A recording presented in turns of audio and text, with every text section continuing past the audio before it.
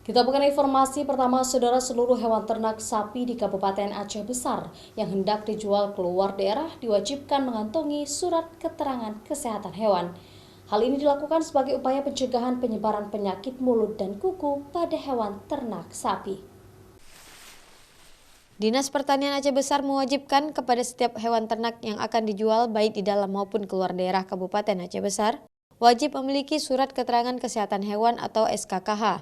Surat ini dikeluarkan kepada setiap hewan yang telah mengikuti cek kesehatan berupa pengecekan mulut, hidung, mata, dan keaktifan hewan. Jika hewan yang diperiksa diduga terindikasi PMK atau dalam kondisi sakit, Dinas Pertanian Aceh Besar tidak akan mengeluarkan SKKH dan dilarang untuk diperjualbelikan agar wabah PMK tidak menyebar. Selama wabah PMK merebak di Aceh Besar, setiap sapi yang akan dijual wajib memiliki SKKH.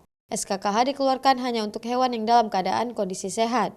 Dinas Pertanian terus melakukan pengawasan kepada peternak setiap kecamatan dalam Kabupaten Aceh Besar. Hal ini dilakukan untuk mengawasi peternak yang nakal menjual hewan ternak dalam kondisi sakit atau terindikasi PMK. SKKH, surat kesehatan hewan, tetap kami keluarkan seperti sebelumnya. Ini merupakan pelayanan daripada kami. Nanti petugas kami akan melakukan beberapa pemeriksaan seperti mengecek suhu tubuh, melihat hidungnya, kemudian mulutnya, kemudian kakinya, ada gejala-gejala sakit apa tidak. Hingga kini Dinas Pertanian Aceh Besar mencatat hewan ternak yang terindikasi terkena PMK sebanyak 1.456 ekor sapi, yang sembuh sebanyak 259 ekor sapi, sedangkan yang mati diduga terindikasi PMK sebanyak 17 ekor sapi.